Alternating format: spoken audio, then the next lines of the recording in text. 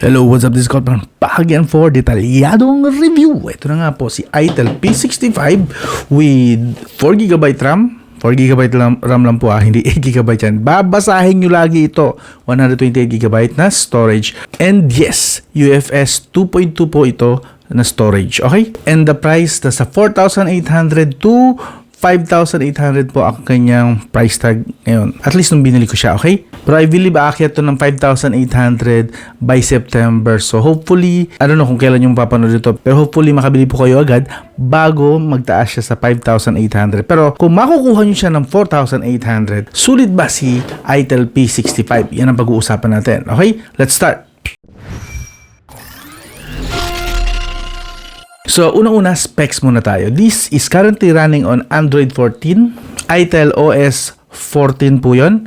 Unisoc T615 po ang kanyang chipset. That's 12 nanometer hanggang 1.8 GHz lang po yung kanyang clock speed. So, hindi kalakasan. So, don't expect na pangmalakasan din ito. And while this looks like a gaming phone, hindi ko po siya i-recommend for any hardcore gaming. Okay? Pwede lang siya normal na gaming lang. Pero, yeah. Pero mamaya papakita ko naman sa inyo yan. So, may spoilers na kayo. Also, Mali G57MP 1 GPU. That's single core na GPU and octa-core na CPU. Available din po itong unit na to sa 6GB 128GB na variant, 8GB 128GB na variant, and 8GB 256GB na variant. Okay? Now, pause nyo na lang yung video kung gusto nyo pang basahin ang kanyang specs. Alright, continue na tayo.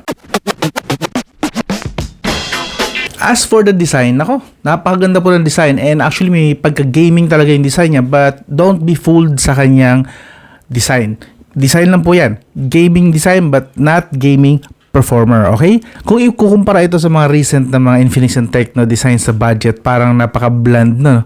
Ito, may sarili siyang identity, mas loud, at saka pag nakita talaga sa labas ito, sasabihin, uy, wow, may attitude ang design ng smartphone mo. So, yun.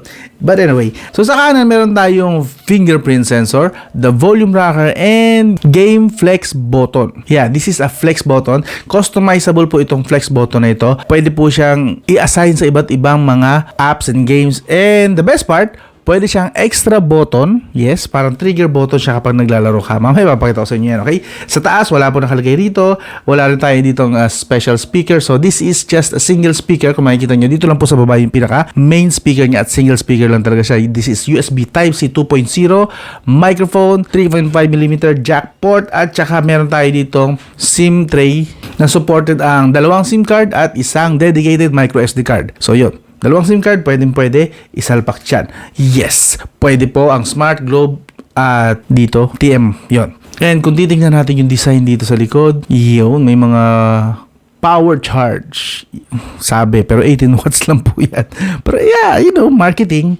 And meron tayo dito ang pailaw. Yes, gumagana po yan. Don't worry. Meron po yung purpose. LED para sa camera. At itong mukhang tatlong camera. Pero isang single camera lang po talaga yan. This one is yung, yung 2 megapixel na depth sensing yata or something like that. Basta basura ito. And this one is just some detail. Parang drawing, gano'n. Yes, ito naman ay mayroong plastic cover. So, nasa loob yung nakikita yung design na yan, yung may power na yan. Nasa loob po yan. So, sandwich type yung pagkakagawa. Actually, para sa akin, may malakas ang dating ng phone na to kahit nasa budget category siya. Okay? Now, diretso na tayo sa performance agad. Yes. A few days ago, nakatanggap po ako ng software update. So, yes. Nag-improve ba siya o pumangit? Actually, slightly bumaba yung performance. As you can see, 295,000 po yung last week. And then, after no update, bumaba siya sa 290,000. Although maliit lang yan na downgrade, may reason yan kasi may iba po siyang improved na mga features. Mamaya papakita ko sa inyo, isa-isa natin yung mga na-improve sa recent update niya, which is, I believe, August 25 ko natanggap yung update, pero yung patch na is for July. So medyo delay po, yes, medyo delay yung kanyang software update, pero at least dahil doon, may mga nag-improve na features. Bira yun Itel may in-improve sa kanilang software update. Yes, so pakpakan natin, i-appreciate natin yung bihirang mangyari sa mga software ni Itel. Unang-una, sa Mobile Legends, nung una, high and very high lang po ang nakuha natin na settings sa ML. Ngayon, nakakuha po tayo ng high. After update, nagkaroon po siya ng ultra graphics sa settings ng ML. So, Yeah. Ano ang naging resulta? Actually good. Yan, papakita ko lang sa inyo ha. So, mas naging stable siya sa 57 FPS. As you can see, halos straight line. May panakanakang drops but very negligible yan. Hindi po yan pansinin yung mga drops na yan.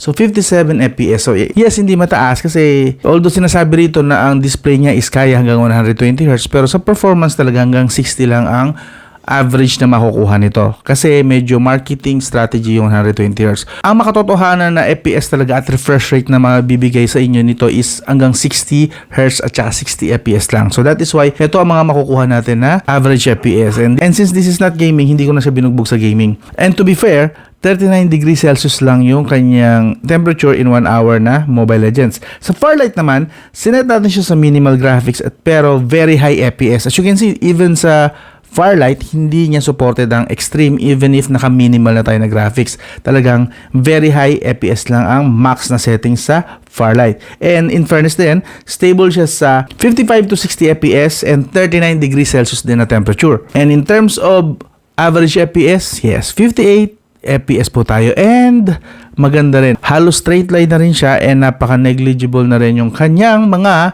drops.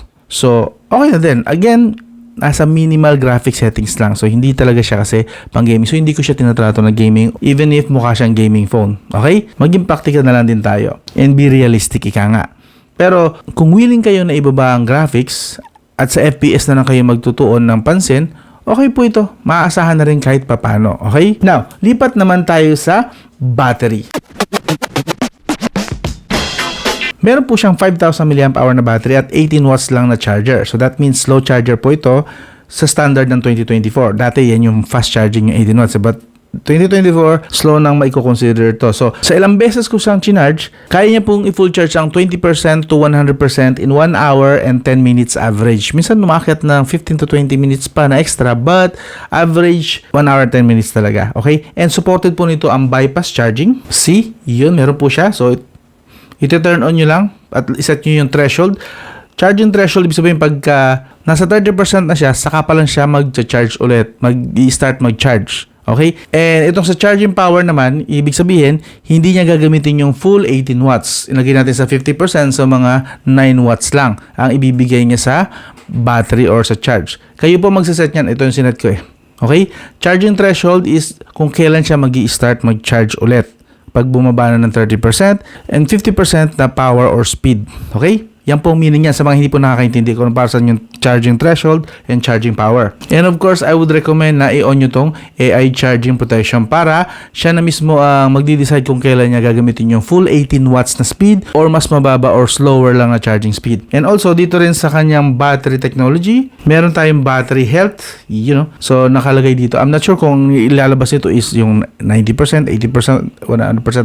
I'm not really sure pero nakita ko lang siya. So, malalaman pa natin yan siguro after 6 months kung kailan mag-i-start na siya magbawas ng battery health. Pero sana i-update nyo ako sa comment section if ever man na nag-work nga yung battery health na settings dito sa kay ITEL P65. And of course, yung bypass charging na yan, makikita din natin kapag naka-on yung game space.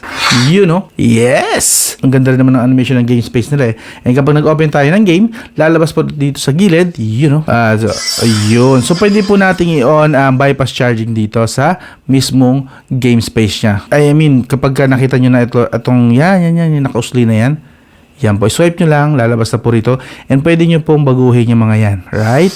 And since nandito na rin naman tayo, gusto ko lang i-mention tong Game Flex button. Yes! Ito siya. This one. So, i-on nyo. Pag naka-on po yan, itong letter A na to, nakalutang na yan, pwede nyo pong ilipat-lipat ng pwesto. Okay? So, as you can see, nagamit ko siya rito sa gaming. Yan, papakita ko sa inyo. Kung saan ko siya inilagay, i-emulate niya yung touch ng finger ko sa part na yun kung saan nakalagay ang letter A na yan. So as you can see, kapag pinipinut ko, bumabaril din yung character. So yes, parang extra button siya na parang kagaya sa Nubia Neo 2 na may shoulder buttons dito na capacitive. But this one, actual po siya na button. So, pero I think I like this better kaysa sa implementation ni Nubia kasi dito ramdam ko yung click eh. Sana nga lang ginawa na lang dalawa, no? Nabitin pa eh. Isa lang Kung dalawa sana, no, mas, wala lang, yung akin lang naman. Naglagay na rin naman sila, why not another one pa? Pero this one works, sana next time. Tingin ko naman, may possibility kasi since nilagay na yan ni Itel, why not ilagyan pa sa next, no? Sa R75 naman na version, since R65 na ito. Here's hoping, okay? Now, sa PC mark ng battery, balik tayo sa battery, segue tayo. Sa PC mark ng battery, ito yung kanyang result. Sa half brightness, half volume with internet, that's 14 hours. Yes. Ang ganda po ng in-improve niya nung nagkaroon ng system update. First time. Ngayon lang nangyari na nagkaroon ng update si Itel na maganda ang effect. So, bibigyan ko siya ng thumbs up dito. 14 hours for half brightness. And for the max brightness naman, max brightness, max volume with internet, okay? Sagad-sagaran nito ang brightness at saka volume, ha. Sa mga nagtatanong kung para saan yung, para po sa mga tropa nating riders. Kasi po, kailangan po nila doon, since nakatutok sa araw, kailangan po nila nakasagad yung brightness kapag gagamitin nila yung phone. And of course, dahil maingay din sa kalsada, kailangan nila doon ng full volume. So sa mga nagrereklamo dyan, bakit ko kailangan pang i-show yung full brightness na settings? Kasi po, may mga tropa tayo na ginagamit nila sa trabaho ang smartphone nila, gaya ng mga tropa nating riders, mga construction workers, mga sales sa labas, yung mga nakadestino sa labas ng mall. Yes, kailangan po nila ng full brightness. Huwag po makitid ng mga utak. Magsilabas po kayo ng bahay nyo. Huwag po kayong magpaka-toxic, okay? Yan po yun. So, kung gagamitin ito for outdoor and kailangan laging full brightness and full volume, maganda po ang battery endurance niya. Bigyan ko siya ng thumbs up dito sa part na yan. So, overall, sa battery siguro 1 to 10, bibigyan ko siya ng 8 out of 10. Yeah, sayang. Kasi kung ginawa nila sana ng 60 watts yung charger, supported, hindi 18 watts, bibigyan ko to ng 10 out of 10 siguro. Doon naman ako nabitin kasi 18 watts is masyadong mabagal nga naman na more than 1 hour ang charging. So, yun. That's for the battery. So, thumbs up sa battery. Now, sa display, this has 6.7-inch HD+. Yes, 720p lang po ang kanyang display. IPS LCD, pero in fairness, supported nga niya ang 120Hz screen refresh rate. But, sadly, yung 120Hz is para lang dito sa display and some social media apps. Hindi po nag-work ang 120Hz sa mga gaming. Most of the time, at least siguro 95% of the time, 60 lang talaga ang gumagana for gaming kasi nga hindi naman po malakas ang GPU nito. Understood? So, para sa mga tropa nating gamers, supported po nito ang 5 multi-touch. So, 5 daliri lang po, hindi po kaya ang 10, pasensya na. And wideband level 1 naman siya. So, sa Netflix, pwede po kayo manood nito maximum hanggang 720p. 720p lang kasi HD Plus lang to eh. So, 720p lang din na makukuha nyo na highest resolution sa streaming. Even if manood kayo ng YouTube, sagad nyo sa 4K, 720p lang po ang napapanood nyo. So, nag-a-access lang po kayo doon ng mobile data kung sasagad nyo more than 720p kasi 720p lang talaga yung kanyang screen resolution. Sa touch sampling rate, supported niya hanggang 250Hz touch sampling rate. It's not bad. Pwede na po para sa isang mukhang gaming na phone. For audio dito medyo walay siya sa akin kasi sa audio po single speaker lang po siya at ito po ang kanyang tunog.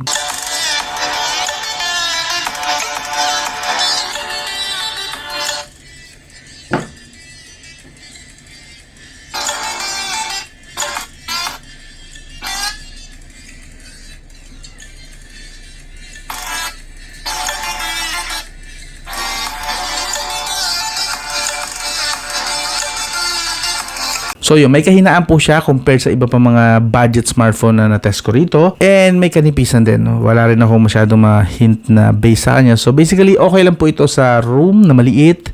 Pero pag nasa labas na kayo or gamit nyo ito sa medyo may kaingayan na lugar, hindi na po siya masyadong audible or madaling pakinggan. Pero again, kung nasa room lang naman kayo, okay po ito. Siguro gumamit na lang kayo ng earphone, Bluetooth earphone, para mas marinig nyo na maayos. Wireless yun. Or you can go for wired. Meron pa rin naman po siya 3.5mm jack. Understood? Now, for the audio, bibigyan ko siguro siya ng rating na 5 out of 10 lang. Sa connectivity, supported po niya ang 2.4 GHz, 5 GHz mobile data na 4G and LTE. Okay naman po siya. And VoLTE actually meron din. Now, napansin ko lang sa kanya, hindi consistent yung mobile data nito. Yes, medyo magiging problem ito kung lagi kayong nasa labas at yung area nyo is hindi ganun kaganda ang signal reception. Sa malakas na signal na area, okay to. Pero if gagamitin nyo sa medyo challenging ang signal, hindi ko po siya mai-recommend sa inyo. May kahinaan po ang kanyang mobile data. Pero sa Wi-Fi, okay po siya yung 2.4 GHz and 5 GHz specs niya. And actually, speed test papakita ko sa inyo. Decent po yung kanyang 5 GHz Wi-Fi. At least nare-reach niya around 300 Mbps sa 600 Mbps ko na Wi-Fi internet. So, 50% na-utilize niya at least. But sa mobile data, medyo hindi po siya consistent na puputol-putol siya for some reason. Sa test ko sa itong for the past 2 weeks na yata. Yes. So, real talk lang po. Talagang hindi po ganun ka stable yung kanyang mobile data reception. Yeah. And idagdag pa natin yung GPS test. Yes, sa GPS po talaga hindi siya halos gumagana, and yung pinaka accurate na nakuha ko sa kanya is around 15 meters. So, lagpas-lagpas po siya sa below average na accuracy. So, basically, expect nyo na medyo delay yung kanyang liko kapag nakaliko na kayo sa mga kanto, and maybe malapit na kayo sa pupuntahan nyo, medyo paparating pa lang siya. Yung mga ganong sistema. So, as you can see, ang bagal ng pickup ng kanyang GPS. So, yeah, not really the best for mga tropa nating riders kung yun naman ang kailangan. Which is, yeah, I believe yun na yung pinaka mahalaga sa inyo eh. Kahit na hindi na ganun kalakas yung speaker, and kahit hindi ganun kaliwanag yung screen, kung okay sana yung Google Maps, no? Kaso, yun, as you can see, 15 meters lang yung accuracy niya. So, may kababaan. So, not really recommended for tropang riders. Pero kung hindi kayo riders, yeah, pwede naman siya. Mapagtsatsagaan nyo na. Real talk, not recommended for Google Maps and Waze. Meron din po siyang radyo, pero kailangan nyo po rito ng 3.5mm jack para sa antena. Pero okay naman siya gumagana. And for the Bluetooth, supported po niya hanggang basic po na Qualcomm aptX, HD, at saka AAC, SBC, and even LDAC. Pero masyadong limited po yung kanyang codec actually. Pero in terms of SBC lang, kung gusto nyo, since yun na ginagamit for gaming talaga yung SBC, okay po siya. This is Bluetooth 5.0 or 5.1. Hindi naka-indicate kasi even sa kanilang website. So, kino-consider ko lang yung supported niya. So, naglalaro siya doon, Bluetooth 5.1 or Bluetooth 5.0. Yes, yun po. Don't expect too much sa kanyang Bluetooth. Finally, sa camera. So, meron po siya again, 15 megapixel, and then masura na camera doon. So, 50 megapixel lang i-consider natin dito, and then meron din tayo ditong 8 megapixel. Ito po ang kanyang napoproduce ng mga pictures.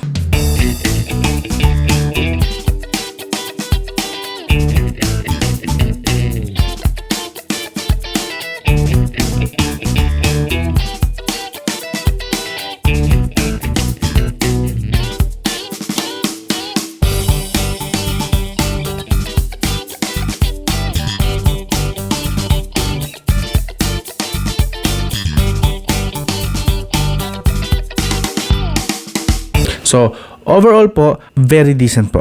Panalo na sa akin ito. Goods na yung camera niya, especially ngayong bagong update siya at nag-improve. Mukhang bumawi sila rito. And the EIS sa video, pakita ko na lang sa inyo.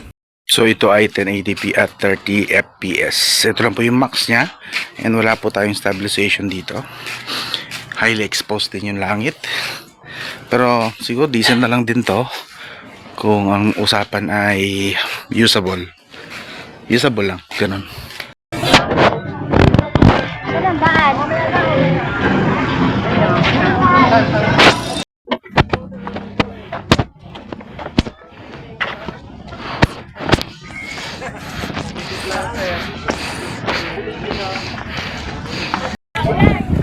So ito po yung 1080p at 30 fps, naka-on po yung kanyang stabilization. Supposedly EIS po yan, pero hindi rin naman siya ganun ka visible or ganun ka reliable. So mauga pa rin. So yun, dito po tayo sa Montemayor.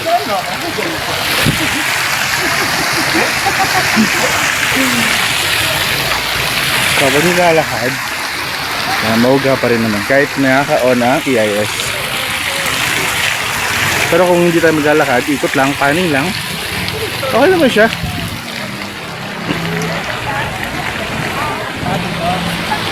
Pwede na. Kung naka-paning-paning lang, hindi tayo naglalakad, wala tayong siya ng movement, pwede na. Kumusta ang audio? So, ito yung kanyang front camera. 1080p at 30 fps din po yung max. Ayan. Siyempre wala nating stabilization habang naglalakad tayo. Kamusta naman yung audio niya? Okay ba? Pwede na rin ito kahit paano. Highly exposed lang yung langit no? So, pwede na siguro, no? Usable lang. Fairness, meron siyang dual cam mode. And pwede tayo, actually pwede siyang nakapalit-palit. dual cam mode. As you can see, nag-improve po ng bahagya lang, not really big improvement. Doon sa unang test natin, masyado siyang shaky talaga. This one, medyo shaky pa rin, pero less shaky na siya. So, nag-work kahit paano dito ang AIS niya. So, good job, idle dito sa kanyang software update. Medyo nagkaroon ng pagbabago. Sana ganito na lang lagi ang updates nila for improvement, not for basura every time na nag-update. Sana laging for improvement. Idle, baka naman, sana naman. Kayo na lang inaasahan ng mga kababayan nating budget users. So, yun. So, this one, for most of its features, very good. And pahabol lang pala, meron nga po pala siyang another feature, itong pailaw. Yeah. I believe napanood yun na yung unang video. So, nandun pinakita ko naman ang pinaka-purpose nun. But, if you are still interested, nasan nga ba yun? May dual up din siya rito. Yan. Game mode, just in case lang na hinahanap niyo yan.